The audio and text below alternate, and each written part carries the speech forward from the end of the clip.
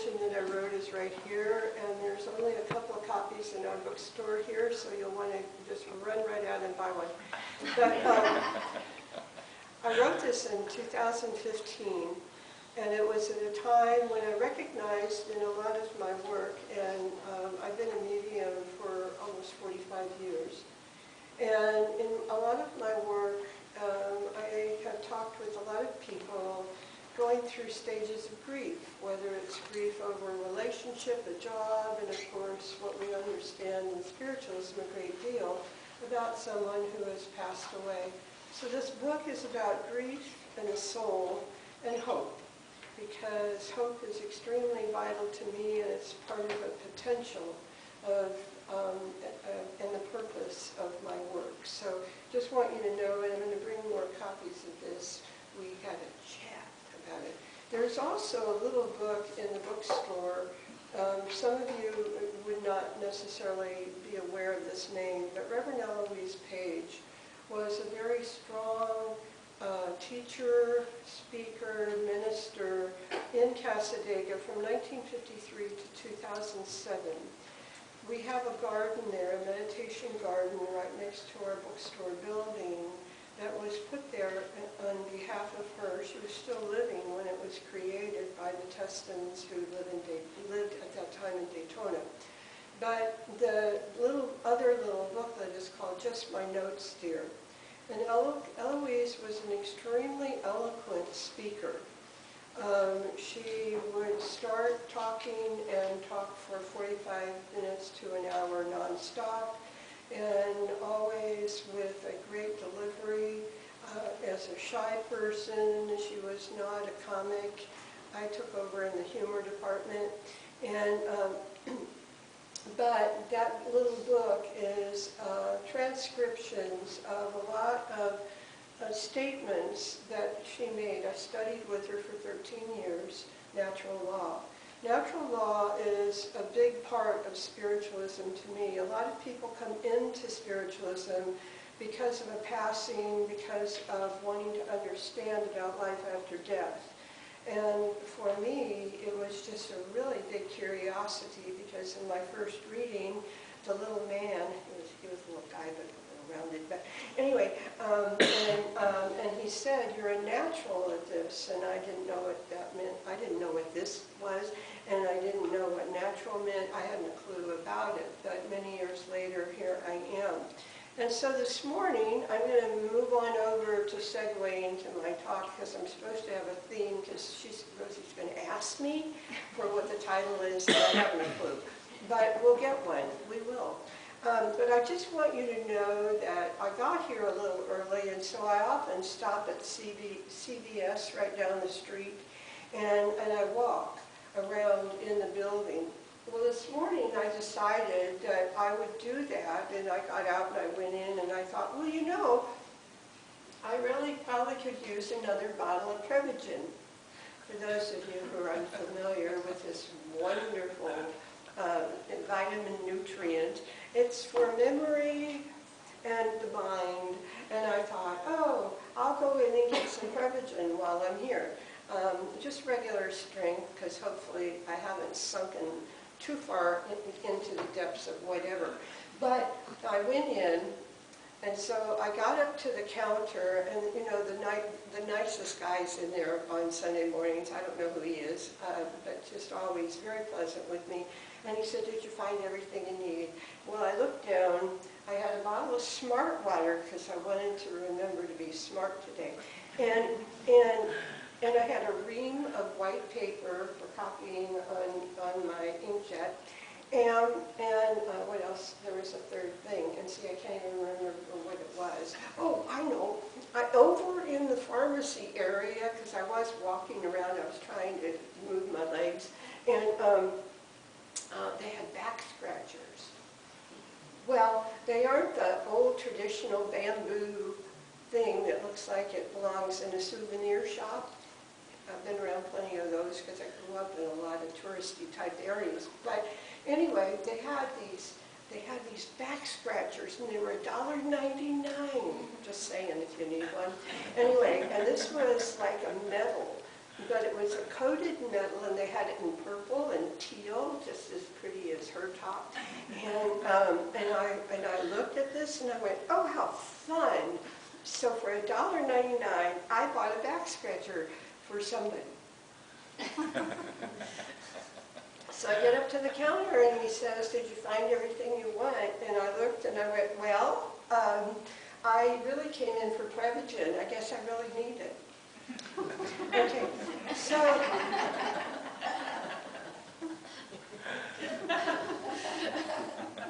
she keeps the straightest face. So yesterday, I have a monthly 2-hour workshop on natural law. So yesterday I taught the law of impression. I don't know that this is one in the Morris Pratt, but it is one that I learned, and it was the first one that I taught in 1980. And at 3 o'clock in the morning yesterday, I got up and went in and got my notes from all the classes I had taken with Eloise, and I pulled out those notes. And of course, it was before computers and before a lot of things, so there was not a lot of whiteout on it. It was typed. Do some of you remember a typewriter? Okay, anyway, and but there wasn't a correction tape, there wasn't whiteout on it, but there were a lot of X's. Anyway, so I used to have a cartoon over my desk when I worked chief gopher in an accounting firm years ago in Los Angeles, and I had a cartoon over my desk that said, I type 120 words a minute and you can read some of them. And so anyway, yesterday I taught the law of impression, so I want to talk again further about it, because if you haven't figured out, I'm like Chatty Cathy. And so very often, I came in and I was going to ask what anyone wanted to hear about today, because I've been around this venue, so to speak, for a long, long time. And I love to present, I love to share, but most of all, I love to teach. And so quite often, it's not just about you and your life, it's about what you're doing with it. Are you enjoying it? Are you finding capability of getting through? We were chatting in the bookstore before coming in after the healing service, and the changes that we're all going through, and the changes we will go through. It doesn't matter what you think is coming down the line in terms of the future, whatever predictions have been made. I know that throughout humanity, that there have been changes and changes and changes. There have been plagues, there have been illnesses, there have been wars, there have been fires, there have been storms, there have been all manner of things. But here we are. And here we are watching TV or streaming or listening to friends, reading the paper if you still get one. And so and then there's the telephone, the cell phone, that has 25,000 apps on it. Hi. Sorry, I didn't mean to interrupt you. You didn't? You put your hand up. Did you need something? Well, I didn't know if you were going to ask the audience a question. If I was going to ask, would you like me to ask you a question? If you asked, like, if you wanted, like, us to let you know what we were seeking. Oh. Yeah, I'm sorry. I didn't mean to distract you at all. That's okay. I like, couldn't stop myself. I know how that works. I did that and bought a house. I'm so sorry. It's just, you were like, I wanted to ask you if you all had any ideas. That's okay. That's okay. I'll just keep going and maybe come back, huh? Okay. Yeah, I did that years ago. I was in the office in the camp in Casadega, and somebody came in and said, well, we're wanting to find a buyer for a particular house, and I just went, I want it, and I thought. However, 26 years later, I'm in it and have been all these years anyway, but thank you, and it's okay, because then it means that you're listening. See, a lot of them can't say that. Just like I help you out there. about impression, it's interesting because anytime there's a pressure or anytime there's a stress, it creates within us a kind of ripple effect with our own physical energy. So you don't have to be over in the Ukraine, or you don't have to be out with the fires in California, or we don't have to be with the immigrants up in, we're not going to even count where they've been shipped off to. But what I'm going to say to you is, anytime you hear these things or are exposed to them, there is something that goes on within our physical body, even if we're not involved. And so the law of impression is going on all planes. All natural laws exist on every plane of your being, whether it's the physical plane, your physical body, or physical earth. It doesn't matter. The mental plane, the thought processes, all of it. I'm still working on the smart water part. But the emotional plane as well, and the spiritual plane. Now, a lot of people separate those out, and I can't. All of mine are mushed together. I don't know about you, but all of mine are mushed together.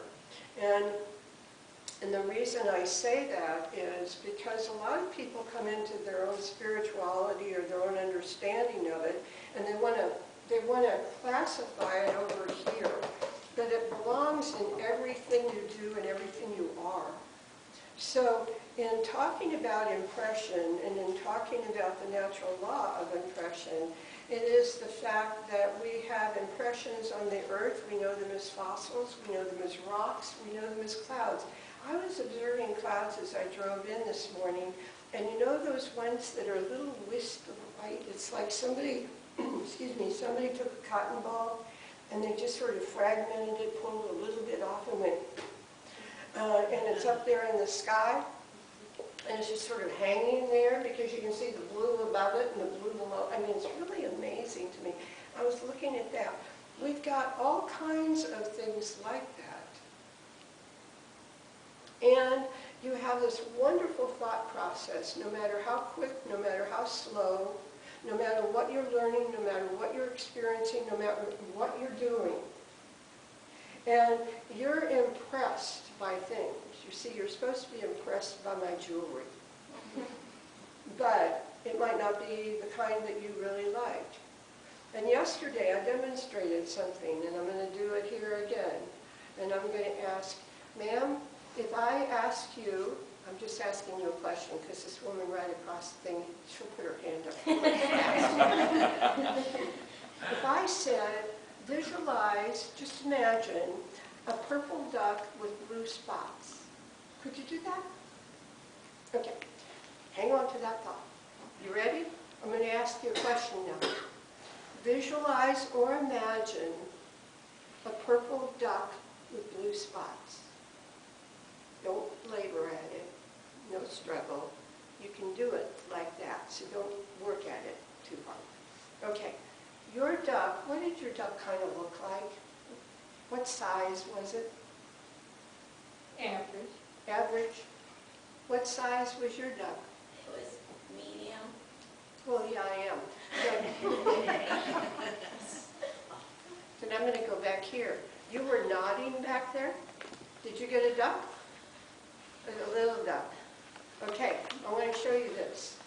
The woman, one of the women yesterday saw a duck, and her duck was large, and it was white, and then in her mind she converted it to purple with blue spots. But I want to show you something. The power of interpretation is always yours. The power of interpretation of anything, any emotion, any mental situation, any physical thing is always yours, always. And yet, a lot of the time we think it's a responsibility of someone else, or we think somebody else stimulated it, or we want to blame something else that's in the invisible. But I'm here to tell you, the first principle is about the infinite. So in the infinite, there is just this unlimited amount of potential, of understanding, and of energies. Energies that we can't always see, We can't always touch. And yet, here's with the power of touch. Have you ever noticed yourself, if you're going through a bad hair day? Do any of you ever have bad hair days?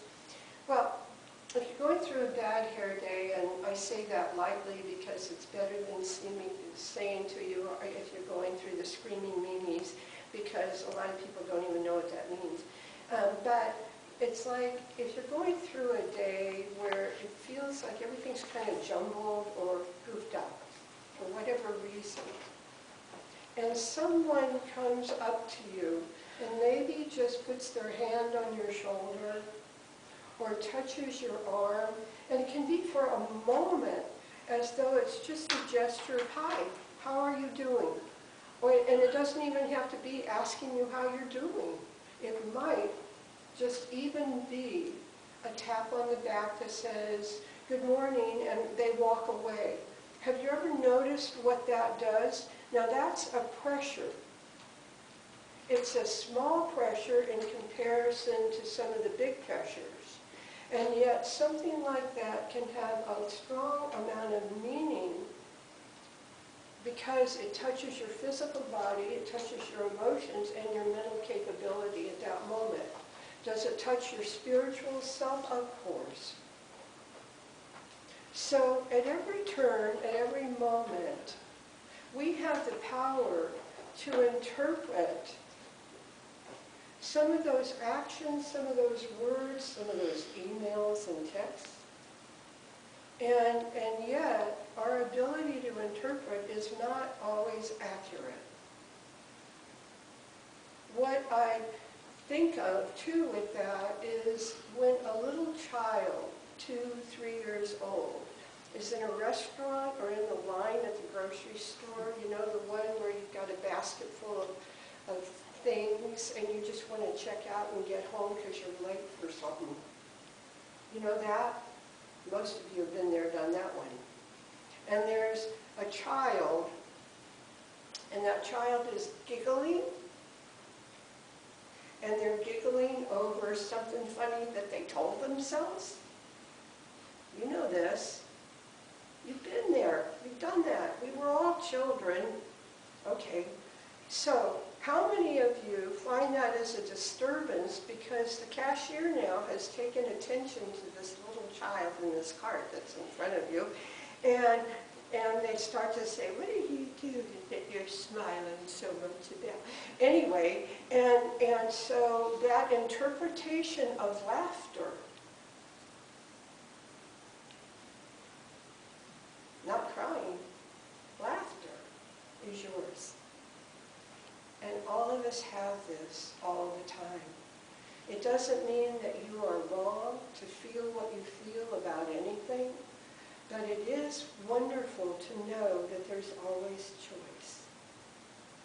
And choice is the one thing that allowed me to go to CVS today and end up with a ream of paper, a back scratcher, a bottle of Prevagen, and Smart Water. And who knew that this collective group of things would end up in my car coming home with me? I didn't when I went in. How about you? Life deals with us in so many wonderful ways because that infinite is constantly in us, not just out here blessing us, but in here, because it's everywhere, isn't it? That infinite's in this thing called space that my hand's running through right now. There's molecules here, there's subatomic particles here, there's all kinds of things that are bouncing on each other, they're creating friction, there's color, there's sound, there's light. And all you see is my hand and you're wondering what I'm flapping it over here for. Isn't that fun? So, impression is something that you have about anything. So when you are discovering impressions, whether you are developing what we call developing or unfolding a capability as a medium or healing, when you are allowing your thoughts, the impressions that you have, because that word gets convoluted quite often. It's the feelings, it's the sensing, it's the seeing, it's the observing. It's the opinions that you have. It's how impressed you are with my jewelry. I'm just wondering if you're still awake. And the incredible thing is, throughout your life it's going to change, because there's cycles. 5 to 7 years old, and the pituitary changes, and you go through another cycle of learning. That's when, as a child, you start to reason things through, rather than just have them thrown at you or given to you, or shown to you what you should or shouldn't be doing. And so then you go through another 7-year cycle, and you go through another cycle, and you go through another cycle. So who you are at 10 is different from who you are at 20, and who you are at 25 or 26 is different from who you are at 30. Some of you haven't even passed that mark yet, but what I would want to tell you is, at every stage we're unique and different, because the other thing about impression that's so wonderful is that you are different right this minute than the person that you were when you walked through that door and you sat down. Do you realize that? The molecules in your body have shifted. You've listened to things. Some of them you wish that I would be quiet so you could go eat lunch and have a good time. And that's okay, because I've got the microphone. And the other part of it is that impressions all of your life will have meaning because they are a part of you. For years, something that I've said here is, our lives are moments tied end to end. Moments. So the moments that you have here right now aren't the only moments you're going to have, but they've added to who you are. That's why you are already different and altered from the individual that you were when you came into that door. If you allow that in your life, it will allow you to recognize that at any moment you can experience change. And any moment in that change, you have an adaptability and you have an ability to maneuver it, because you've already, no matter what your age is, lived through altering situations, challenges, experiences that have molded who you are, and that is a pretty wonderful person. The infinite doesn't judge and say, oh, you know what, this one over here, she's a little goofy, so we're going to have to wait for her to be so recognized and understood, so we're going to go over here. It's not like that. No one is a mistake. No human being is a mistake. I call the infinite the isness, because to me it is everything. It is this table. It is the songs that are sung.